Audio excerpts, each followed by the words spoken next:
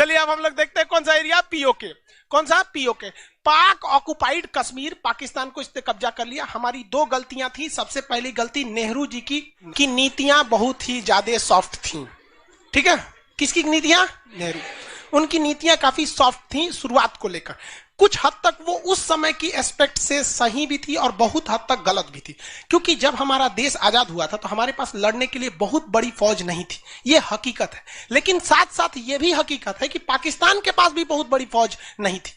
पाकिस्तान ने क्या किया, यहां सबसे बड़ा गलती राजा हरि सिंह ने क्या किया, अंग्रेजों ने खुला छोड़ दिया कि भाई जिनको पाकिस्तान के साथ मिलना है पाकिस्तान मिल जाओ, जिनको हिंदुस्तान में मिलना है हिंदुस्तान में मिल जाओ, जिसको अलग रहना अलग रह जाओ।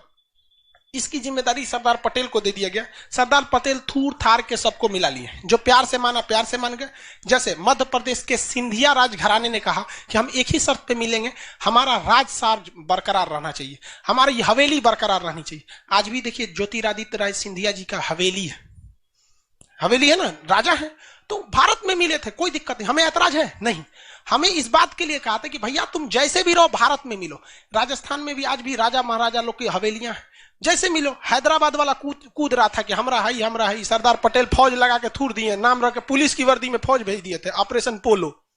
उसको लगा कि हैदराबाद पुलिस है, इनकाउंटर करेगी, सोचा तोप लेके गया था, सब थूर के चला है, निजाम चल गए। तो सरदार पटेल ने बहुत बेहतरीन ढंग से क्या कर लिया, मिला लिया। किसको? राज्यों को। लेकिन मामला अटक गया कहां? जम्मू कश्मीर में। जम्मू कश्मीर के राजा हरि सिंह थे, आपको पता है। उनका जो प्रधानमंत्री था शेख अब्दुल्ला, उसकी मेंटेलिटी क्या थी?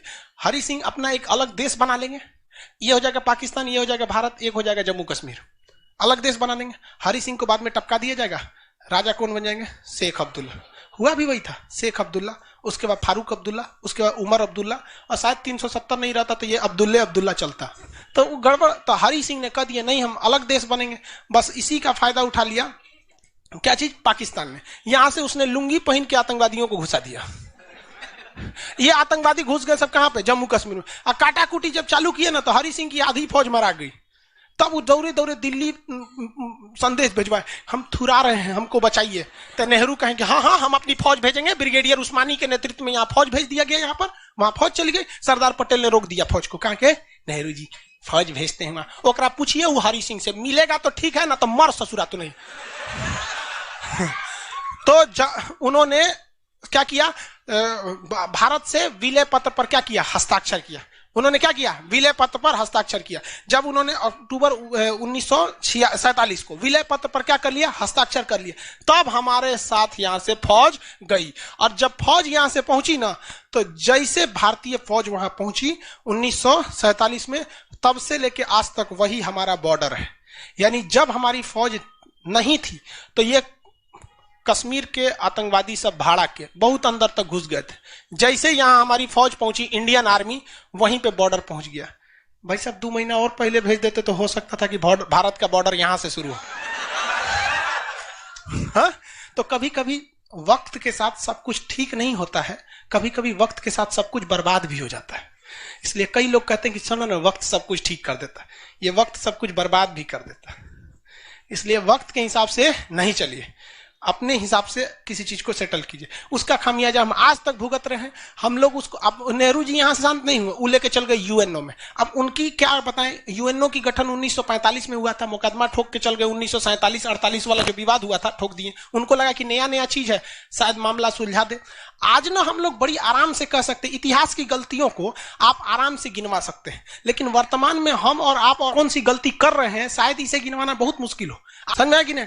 तो उस समय उनको लगा था कि ये तो नया यूएनओ का गठन हुआ है, शायद मामला सुलझा देगा। मामला सुलझा ही नहीं, और क्या हो गया? कॉम्प्लिकेटेड होते चला गया। अब उसके बाद क्या बन गया? हरि सिंह किसके इशारे पे काम कर रहे थे? शेख अब्दुल्ला के। शेख अब्दुल्ला ने 370 को जुड़वा दिया और धीरे धीरे धीरे पूरा कश्मीर का सिनेरियो ही क्या हो गया? चेंज हो गया। अब पिछले साल क्या होगा भाई? 2019 में 370 हटा, आने वाले 10 से 15 साल में कश्मीर भी क्या हो जाएगा? नॉर्मल हो जाएगा। समझ में आ गया कि नहीं आ गया? सरदार पटेल प्रधानमंत्री होते तो भारत का नक्शा बदल जाता। आपकी बात सही है, लेकिन ऐसा पॉसिबल ही नहीं था। उनकी मृत्यु प्रधानमंत्री के चुनाव से पहले हो गई थी। भारत में पहला चुनाव 1951 में हुआ था, चुनाव चला था 1952 तक। अब भाई ईवीएम नहीं था, धड़ाक से खत्म। अब 50 में उनकी मृत्यु हो गई, उस चुनाव से पहले ही उनकी मृत्यु हो गई। अब ये कहना मान के चलिए कि भाई सरदार पटेल प्रधानमंत्री होते थे, भाई वो बस एक कल्पना भर रह सकती, क्योंकि उनकी आकस्मिक क्या हो गई थी, मृत्यु हो चुकी थी चुनाव से पहले ही। तो अब पाकिस्तान ने किसको कब्जा कर लिया, पीओके को। अब ये मामला कहां अटका हुआ है, यूएनओ में। पाकिस्तान को इस बात का बहुत बेहतरीन ढंग से डर था कि भारत आज नहीं तो कल उससे उसका पीओके छीन लेगा। उसका पीओके कौन सा, हमारा अपना पीओके है।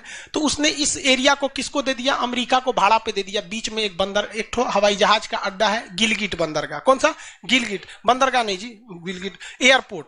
कौन सा, एयरपोर्ट, यहां दे दिया। अब यहां पर अमेरिका ले क्यों लिया, तो देखिए अमेरिका को पता था कि शुरुआती दौर में जब भारत आजाद हुआ था तो भारत रूस के फेवर में था, और अमेरिका और रूस में हमेशा क्या चलती है, दुश्मनी। इसलिए वो यहां आके वायुसेना का अड्डा ले लिया कि यहां से वो चीन पे नजर रख लेगा, भारत पे रख लेगा, और यहीं से रूस पे रख लेगा, और यहां से पाकिस्तान को अपनी रखेल बना लेगा यहां से।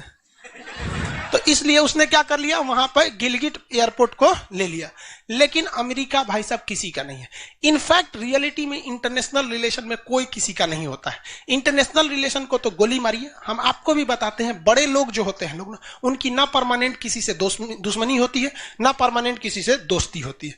ये बड़े लोगों की सबसे बड़ी खराबी, समझा गया। और ये चीज सबसे ज्यादा राजनीति में देखने को मिलती है। राजनीति में एक ही चीज निश्चित है कि यहां कुछ भी निश्चित नहीं है। आज नेता जिस पार्टी में है, कल वो किस पार्टी में रहेगा ये निश्चित नहीं है। यहां कुछ भी निश्चित नहीं है, यही इस चीज का सबसे बड़ा निश्चित सत्य है। तो यहां अब अमेरिका क्या करने लगा, उसको डर दिखाने लगा पाकिस्तान को। जब से ओसामा बिन लादेन एबटाबाद में मारा गया 2 मई 2011 को, एबटाबाद में यहीं से मारा गया पाकिस्तान में। तो इस ससुराल पाकिस्तानी अपने को ढेर होशियार समझता है, अगल बगल का एरिया चाइना को दे दिया। अब चाइना ने क्या किया, यहां पर टॉर्चर करना चालू किया, और पाकिस्तान को इतना कर्जा दे दिया है कि पाकिस्तान अपना पूरा देश बेच देगा तो चाइना का कर्जा नहीं चुका पाएगा। इसलिए अब चाइना पूरी तरह से पाकिस्तान को, रखेल शब्द उसके लिए गलत नहीं है, क्योंकि उसकी कंडीशन ऐसी हो गई है। इस सब मेन सोन्स में आता है जी, आप लोग के बीपीएससी मेन सोन्स लिखिएगा ना ज्योग्राफी, इसमें 370 हटेगा ना, तो सीधे लिख दीजिएगा 2019 में 370 हट गया, फाड़ के फेंक देगा, कॉपी हटा देगा, ये क्लर्क लायक है, बन गया अधिकारी बनने के लिए। आपको पूरा शुरू से समझाना पड़ेगा। देखो एक और होशियार निकला, संजीव सिंह। सर उससे अच्छा तो भारत के प्रधानमंत्री सुभाष चंद्र बोस रहते हैं। भैया हमारे सुभाष चंद्र बोस आदरणीय बहुत बेहतरीन थे, उनका कोई जवाब नहीं। बट 1945 जहाज दुर्घटना में उनकी शहादत हो गई थी, और देश आजाद हुआ है 47 में।